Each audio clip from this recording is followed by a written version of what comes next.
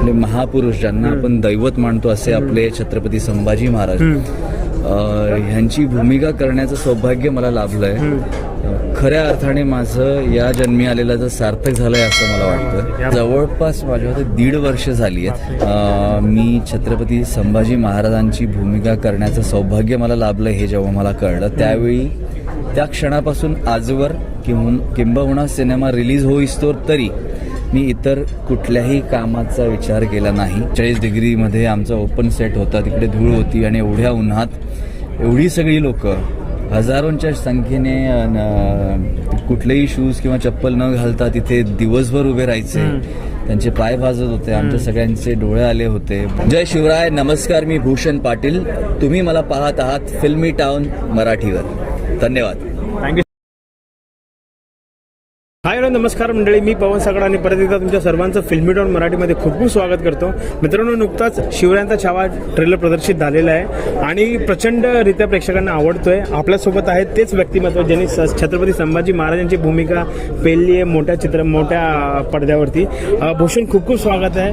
Welcome to the आपण बोलूया जे दिग्पाल लांजेकरांचं जे विजन छत्रपती. येस काय सांगशील, नवीन चित्रपट प्रेक्षकांच्या भेटीला येणार छत्रपती शिवाजी महाराजांच्या संभाजी महाराजांच्या जीवन आधारावरती, काय सांगशील चित्रपटाबद्दल? सर्वांना आधी जय शिवराय, नमस्कार. छान वाटतंय आणि दिग्पाल लांजेकरांचं जसं आपण म्हटलं ही जी युनिव्हर्स त्यांनी निर्माण केली आहे ऐतिहासिक सिनेमांची आणि त्याच्या माध्यमातून त्यांनी जे शिवधनुष्य उचललंय छत्रपती शिवाजी महाराजांचा इतिहास आणि आता छत्रपती संभाजी महाराजांचा इतिहास जगभरात पोहोचवण्याची मला असं वाटतं एवढं मोठं कार्य, एवढं मोठं व्यक्तिमत्व आहे. महापुरुष ज्यांना आपण दैवत मानतो असे आपले छत्रपती संभाजी महाराज ह्यांची भूमिका करण्याचं सौभाग्य मला लाभलंय.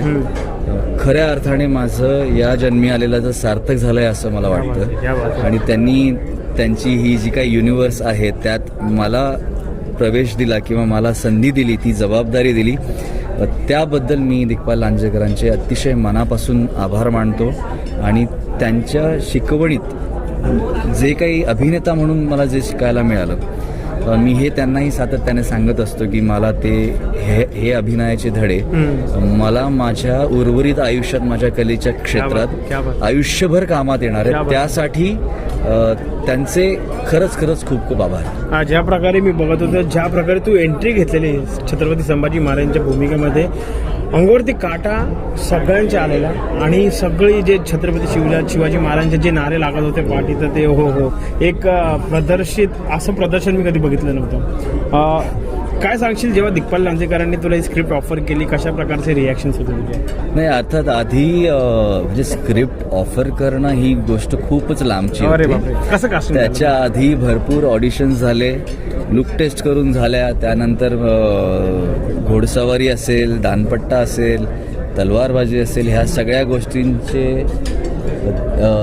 गोष्टींमध्ये त्यांनी मला पारखून पाहिलं. ह्या सगळ्यानंतरही त्यांनी त्यांचा वेळ घेऊन, कारण की छत्रपती संभाजी महाराजांच्या भूमिकेची जबाबदारी कुणावर तरी सोपवणं हे एवढं सोपं नाही आहे आणि त्यातल्या त्यात दिग्दर्शक म्हणून ही त्यांच्यासाठी खूप मोठी जबाबदारी आहे. त्यामुळे मला असं वाटतं त्यांनी अतिशय वेळ घेऊन अतिशय विचारपूर्वक ह्या गोष्टीचा डिसिजन घेतला आणि मला फायनली होकार दिला या भूमिकेसाठी आणि तिथून पुढचा मग आमचा प्रवास चालू झाला. त्या वाद ज्या प्रकारे तू म्हणाला की दिग्दर्शकाची जबाबदारी असते, पण त्याच्यासोबत ॲक्टरची पण एक जबाबदारी असते की आपला आउटपुट देणं. काय सांगशील, कशा प्रकारचं ते कॅरेक्टर तू हाताळलंस आणि कशा प्रकारची भूमिका? आज जवळपास माझ्या 1.5 वर्ष झाली आहेत मी छत्रपती संभाजी महाराजांची भूमिका करण्याचं सौभाग्य मला लाभलं हे जेव्हा मला कळलं त्यावेळी त्या क्षणापासून आजवर किंबहुना सिनेमा रिलीज होईस्तोवर तरी मी इतर कुठल्याही कामाचा विचार केला नाही.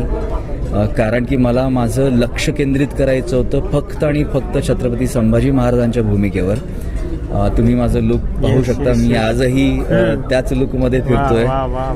मला असं वाटतं की त्यांच्या भूमिकेला कुठेतरी एक कलाकार म्हणून मला न्याय द्यायचा असेल तर मला माझं सर्वस्व अर्पण करावं लागेल. एक सर्वसाधारण कलाकार म्हणून, एक माणूस म्हणून जे काही शक्य असेल ते मी माझ्या पद्धतीनं देण्याचा प्रयत्न केला आहे.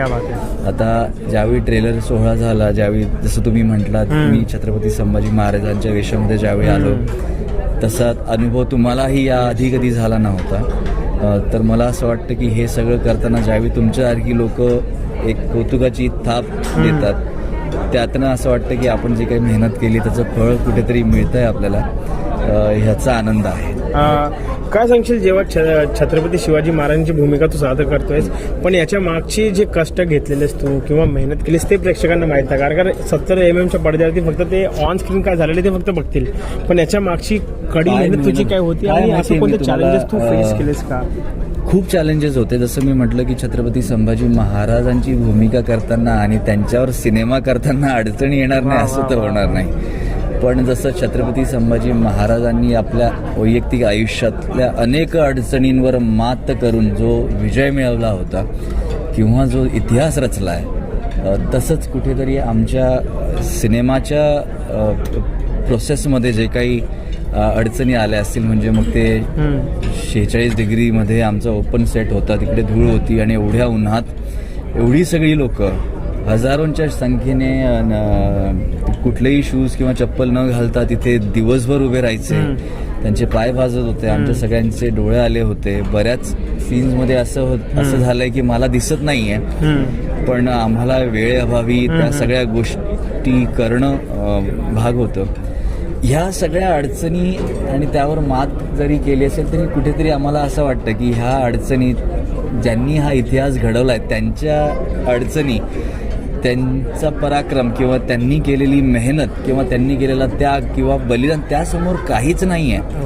तर मुळात त्याचा मला प्रोपोगंडा करायचा नाही आहे की आम्ही खूप मेहनत केली वगैरे, कारण की ज्यांचा हा इतिहास आहे त्यांच्या मेहनतीसमोर हे काहीच नाही आहे. जेव्हा ट्रेलर प्रदर्शन चालू होतं तेव्हा माझे जे पत्रकार मित्रमंडळी आहेत ते लोक असे कमेंट करतो, अरे भव्य दिव्य म्हणजे SS राजामौली सारखे त्यांची जी चित्रपट असतात, बाहुबली घ्या, तर ते लोक असे म्हणतात अरे बाहुबलीहून कमी असं वाटत नाही. तर जेव्हा असे काही रिॲक्शन्स किंवा प्रतिक्रिया तुला येतात तर तुझा काही यांच्याकडे प्रतिक्रिया बघण्याचा ज्यावेळी म्हणजे असं तुझ्या चित्रपटाची तुलना कोणत्या अशा होतीये, काही बऱ्याच आर्टिकल्सही मी वाचले आहेत, काहीतरी भव्य दिव्य असा बजेट फिल्मचा सांगण्यात आलाय. तर आम्हाला पाहून आनंद वाटतं की जे काही आपल्याकडे अवेलेबल आहे किंवा जे काही लिमिटेड सोर्स असतील, आर्थिक गणितं असतील, त्यातला त्यात आपण आपलं सर्वस्व अर्पण करून सिनेमाला भव्य दिव्य दाखवण्याचा, महाराजांच्या सिनेमाला तो न्याय देण्याचा जो काही प्रयत्न केला आहे, त्यात आज लोकांना ते तसं वाटतंय आणि तसं दिसतंय, ह्यातच खऱ्या अर्थाने आमचा विजय झाला असं मी मानेन. आणि त्यासाठी दिग्दर्शक आणि आमचे निर्माते यांचे स्पेशली त्यांचे आभार मानले पाहिजे, कारण की त्यांनी कधीही कुठल्याही गोष्टीची कमी आम्हाला पडू दिली नाही. आणि त्यांच्याचमुळे हा सिनेमा आज जो काही भव्य दिव्य अनुभव तुम्हाला पाहायला मिळणार आहे 16 फेब्रुवारीला, तो सगळा त्यांच्यामुळे, त्यांचा हा अट्टाहास. आम्ही फक्त केवळ निमित्त मात्र आहोत. महाराजांचा आशीर्वाद आपल्या सगळ्यांच्या पाठीशी आहेच, पण जसं छत्रपती शिवाजी महाराजांचा इतिहास जगाला माहिती आहे, तसं छत्रपती संभाजी महाराजांचा इतिहास आता जगभर पोहोचवण्याची वेळ आली आहे आणि ही आपली जबाबदारी आहे. त्यामुळे 16 फेब्रुवारी हा दिवस फक्त सिनेमा रिलीज होतोय म्हणून नाही, तर सोहळा म्हणून साजरा करा, ही माझी तुम्हा सगळ्यांना विनंती. एक शेवटचा प्रश्न विचारतो. छत्रपती संभाजी महाराजांच्या आयुष्यावरती पहिलाच सिनेमा आहे, पण त्यांच्या आयुष्यामध्ये जर आपण गुण बघितले तर बहु गुण आहे. शास्त्रीय असू दे, शास्त्रीय असू दे, कोणतेही गुण असू दे, शास्त्र पारंगत, राजनीती धुरंधर, सिंहासनाधीश्वर, क्षत्रिय कुलवसंत, महाराजाधिराज, भरपूर गुण आहेत. काय सांगशील असा कोणते गुण आहेत जे तुझ्या प्रत्यक्षात जीवनावरती किंवा आयुष्यात तू वापरू शकशील, त्याचा वापर तू करशील? मला असं वाटतं की सगळेच गुण आपण अवगतले पाहिजे किंवा आत्मसात केले पाहिजे, पण त्यातला महाराजांचा सगळ्यात मोठा गुण जो मला वाटतो की तो म्हणजे संयम. 40 दिवस टॉर्चर केल्यावरही एवढा संयम, एवढी जिद्द नाही केलं ना धर्मांतर. तर आपल्या नशिबी जे काही सुख आलं आहे त्यांच्यामुळे थोडाफार संयम आपण ठेवूच शकतो ना. त्यांना नियतीने वेळ दिला नाही, नियतीने घात केला त्यांच्यासोबत. त्यांना वेळ मिळाला असताना जग जिंकलं असतं त्यांनी. आपल्याला वेळ मिळाला आहे, त्याचं सोनं करून घ्या. आयुष्यात काहीतरी ध्येय ठेवा. मी उपदेश देण्याइतका मोठा मी नाही, पण जे महाराजांचा सिनेमा करताना जे मला अनुभवायला मिळालं किंवा जे मी शिकलो त्यांच्या चारित्र्यातून ते मी फक्त तुमच्यापर्यंत पोहोचवण्याचं एक माध्यम आहे. तर मला असं वाटतं आपण त्यांचे सगळे गुण अंगीकारले पाहिजे आणि आपलं उर्वरित आयुष्य घालवलं पाहिजे. खूप खूप धन्यवाद आमच्यासोबत गप्पा मारण्यासाठी आणि खूप खूप शुभेच्छा. Thank you so much. थँक्यू. तुम्हा सगळ्यांचे खूप जय शिवराय. नमस्कार. मी भूषण पाटील. तुम्ही मला पाहत आहात फिल्मी टाउन मराठीवर. धन्यवाद.